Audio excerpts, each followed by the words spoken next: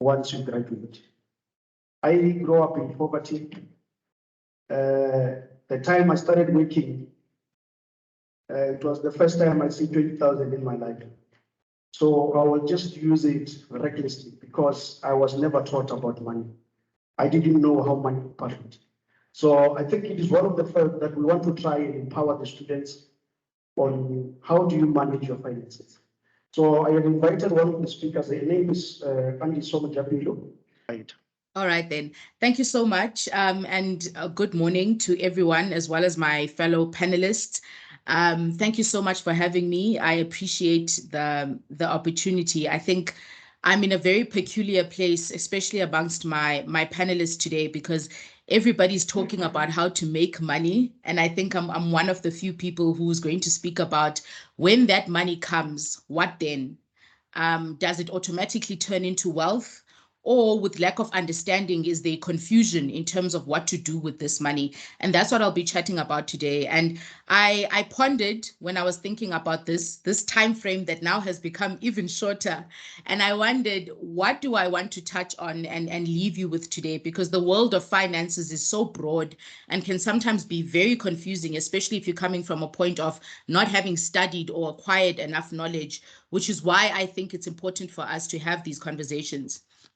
So I've decided that the rest we can tackle at another time. But I think the one thing that I want to focus on today is, why is financial literacy so important? Why is it so important for us to understand how money works, to empower ourselves with the right knowledge so that we can make the right decisions? If you do a quick Google of my name and surname, you'll see a lot of videos pop up, articles, blogs, speaking engagements, and all of these things are really my attempt to try and advocate for everyone understanding how money is made and how do you go about making the right decisions from there.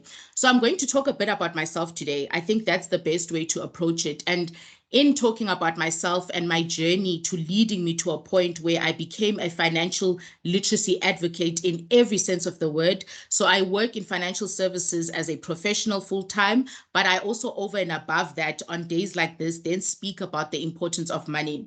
And if you understand a bit of my background, I think you'll, number one, get to understand some of the defining factors in my life that led me to understanding why this is important, as well as some of the things that you need to look out for as well when you enter the world of work and you start experiencing how money is managed, or rather when you start experiencing earning money.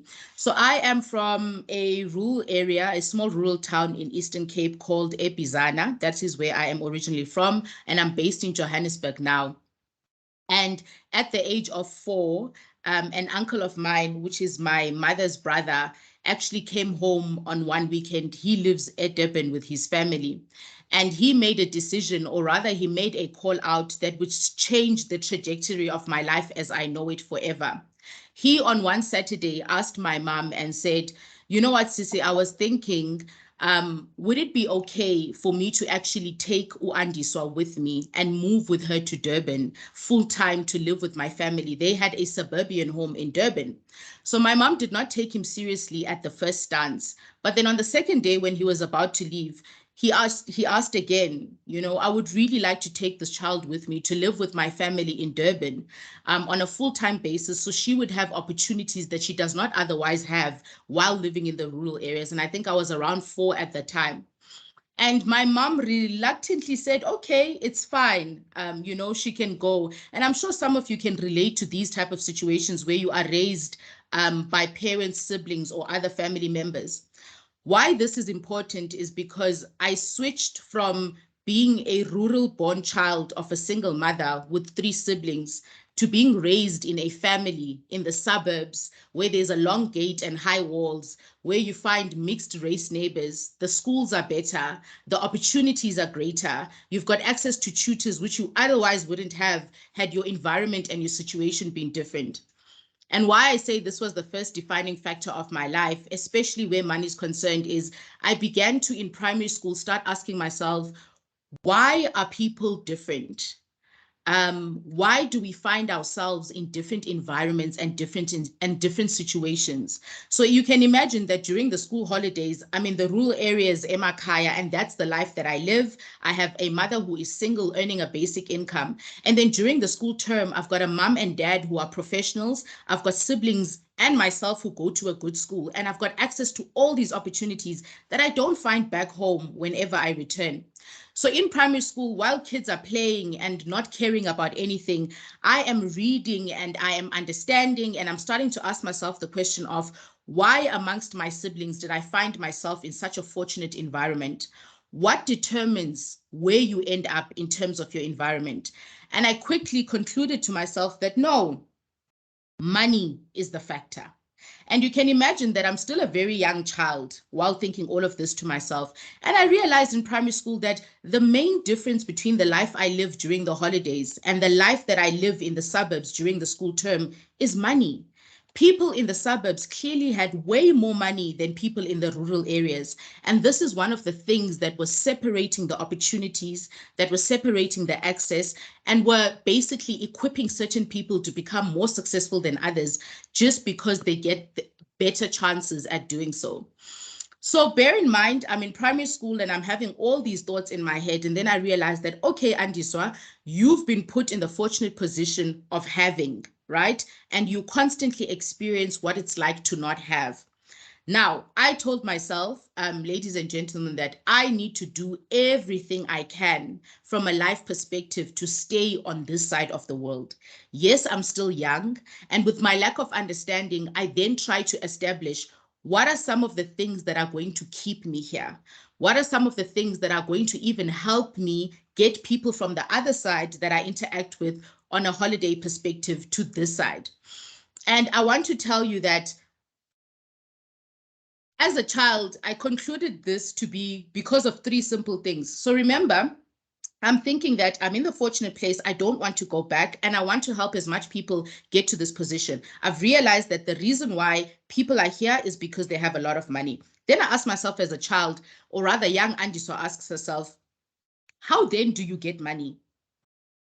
Because my parents had the same parents, or my mom and my uncle who raised me had the same parents, but their lives turned out completely different. So one has a lot of money and one comes from a point of lack. So what are some of the things that I see here that I think are the reason why this individual ended up in a specific position? So please don't laugh with me, because don't laugh at me rather, because as I think about this and conclude it, I conclude that there are three things. As a primary school child, I conclude that there are three things that you need to do in order to have money. And if I have these three things, then I'm going to be successful and I'm going to get to also raise my family in the suburbs and have a good future. And these three things are the following. Again, I put a disclaimer and I said, please do not laugh, because you must remember that I am about 9 or 10 years old as I have these thoughts. So these three things are this. The first one, I realized that the people in my suburban environment speak very well, right? They speak good English. And I was like, as a child, yes, if I can manage to speak well and if I can manage to speak good English, I am going to be rich. Now, all of us sitting here understand that that is not the case. We've experienced enough of the world to know that that is not the case. But from a young child perspective, I realized that when I go home in the rural areas, most of the people there don't know how to speak English well. And in the suburbs, they do. So the first thing is I need to be able to speak well. I need to be able to speak English well, and then I'm going to be rich and have lots of money, and I'll get to have a great future. The second thing that I picked up that I needed to do out of the three things was I needed to become educated. So that's one of the things that I picked up as a child, because I saw that my mom didn't make it to matric or even grade 11. And the uncle and aunt that were raising me were professionals. So one of the things that also set them apart was the fact that they were highly educated on this side of life. And I made sure that I needed to study. I needed to do, extra homework, study very hard, get a good qualification, because that would give me money. And the last thing that I concluded was that in order to have a lot of money, you needed to have an office job, right? I told myself that I need to work in an office environment. I don't want anything that has to do with construction. I don't want anything that has to do with labor intensive work, because in order to have money, you needed to have an office job. Now, I find it very ironic that I'm sharing this amongst civil engineers, because you will know that that is also not true. Being in an office environment doesn't mean that you immediately have all this money, or being in an office job and working with a laptop doesn't mean that you're automatically rich. You would know that. And to all the students, in case you don't know, I work with professionals and helping them manage their money on a daily basis. So I am sure that, if you really steadfast and you study hard and you stay committed, that salary at the end is worth it, specifically in fields like engineering and others. But I thought as a child that I don't want any labor intensive work. I do not want to wear boots. I don't want anything aligned with being on site or on the outside, because all the people that I knew as a child, or all the people that I referenced who had money, had an office job. They were either teachers or they were lawyers. And I would often visit my friends as well in their homes, and they were graduate, frames in their homes. And I saw that, okay, so if you're a professional and you speak good English and you have an office job,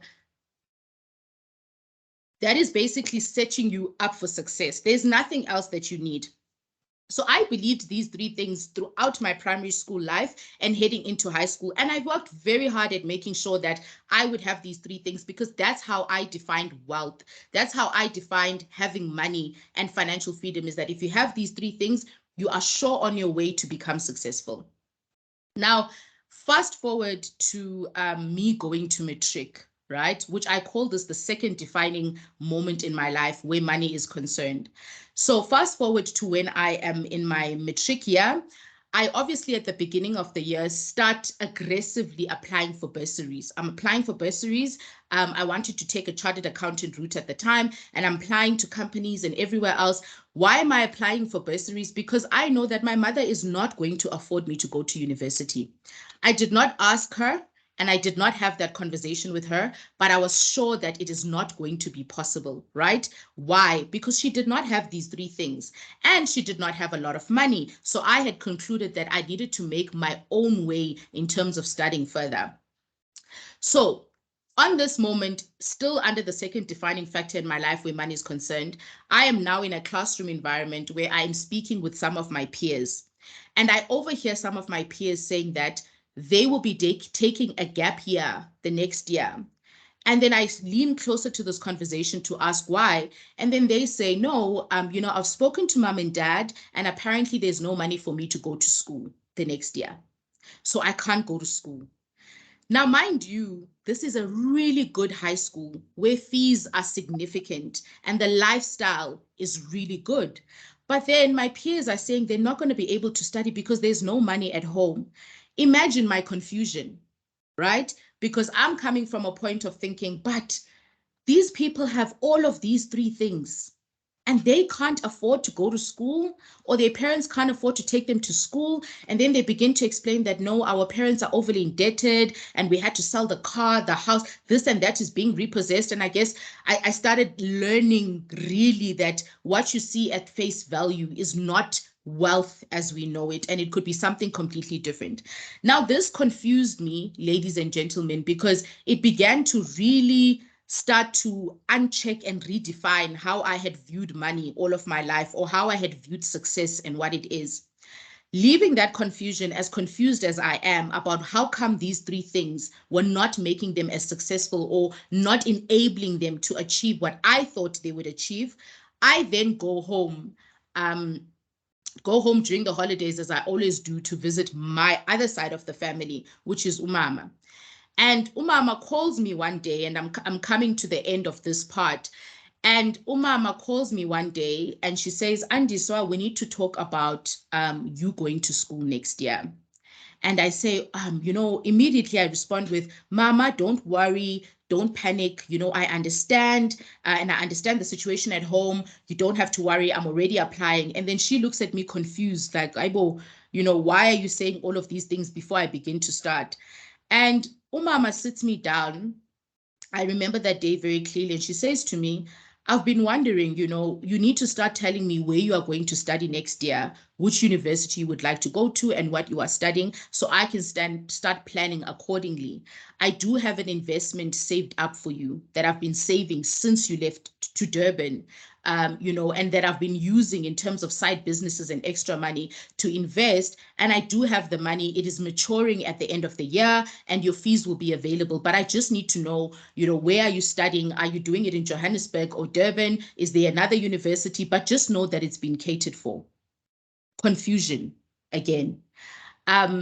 Because I was so sure that Umama, having not met the 3 requirements that I had set out for myself, she is not educated, she does not speak good English, she does not have an office job. In fact, it is quite the opposite. But here she is affording me what would then open doors in terms of the opportunity of me going straight into university without the stress of having to seek funding, seek help, maybe take a gap year, and all of those things. I could fully concentrate on becoming a professional, which is a blessing on its own.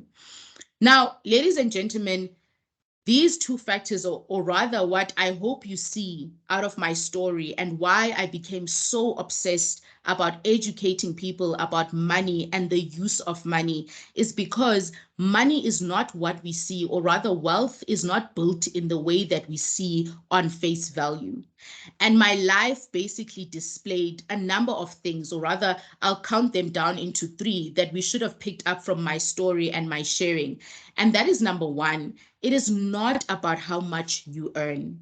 It is what you are able to do with that which you receive, which is an important principle. Many of you will go out into your careers. Others will start with graduate programs, which will pay you really well. Others will start with internships. Others will start with having to build back home, and others will be in a fortunate position where they get to start forward. Our circumstances will always be different and they will never be the same, but it is not about what comes in that matters. It is about what decisions do you make in what comes in. Are you able to budget well for what you receive? Are you able to put money away for a rainy day? Because you will not always have money. And for the days that you don't, you need to make sure that you are saving, is something that we need to take out of the story. The second thing is that even though you do receive money and you do have a high earning salary or an income, if you do not plan, if you do not have a plan in place where it speaks to some of the things that you want to achieve, you will not get to your financial goals. In fact, you will be shocked because you will look at, Abongile started working 2 years ago, but Ubongani has been working since I left school. Why am I seeing different things come out of them in terms of what they want to achieve? And that is because one is probably aggressively planning, saving, depriving, and sacrificing themselves in aid to their financial goals. And the other party might not necessarily be doing the same. But I do want to say that circumstances and backgrounds are different, but it is important that we make sure that whatever it is that we can control, we do that, right? From a budget perspective, from a saving perspective, even from a financial literacy perspective is also important, because what I've also learned to understand, especially working in the financial services, because remember, from a very young age, I've dedicated time, resources, studies, in what I chose to study, in what I chose to do from a work front. It all led to me helping people manage their finances because I understand the importance. And lastly, all of this is grounded in the importance of financial literacy. It is important that you understand how money works. It is not going to come into your account and automatically achieve your goals. It is not going to come into your account and build wealth. There are many situations where we are sitting down at retirement with high earning professionals, and the professional is now coming to our offices and say, you know what, I thought I could afford to retire, but I'm looking at my statements now and I haven't done nearly enough. I can't stop working, but I need to because the time has come. And we're now having to go back and fix and all of those things. And you will find situations where you're now ready to build your first home or to buy your first home. And looking at your income, you automatically assume that you can afford to do that. But as you dive deeper and as you see what the reality is, you understand that you don't. And that is because being a professional and studying a professional degree in anything does not make you a financial expert. And that's okay. Right? It's okay that you don't have the knowledge. It's okay that you don't know how retirement works or savings or investments, but it's important that you start understanding, and it's important that you prioritize to learn. Your money comes in at the end of every month, or your money will come in at the end of every month. It is your sweat and tears. You need to make sure that you understand enough to make the decisions that turn that money into financial goals. And lastly, if there's anything that you need to pick up from my story, is that money does not guarantee financial freedom. Okay. If you forget everything I said today, remember that income and actual physical money does not guarantee financial freedom unless you are conscious about making the decisions that will take this income and turn it to your financial goals. Thank you very much. Thank you, Bongan. Yeah, your English is very clean. I can hear it. I thought it was going to make me lots of money, so. Okay, Andy Somjapil, as you can see in the name there, she has got a YouTube channel. So if you want to learn more about her and about all the lessons she gives, so just go to YouTube and then Google Andy Somjapil and then subscribe to her channel, so you will be able to see all the videos that she posts. Thank you very much, Andy. Thank you so much.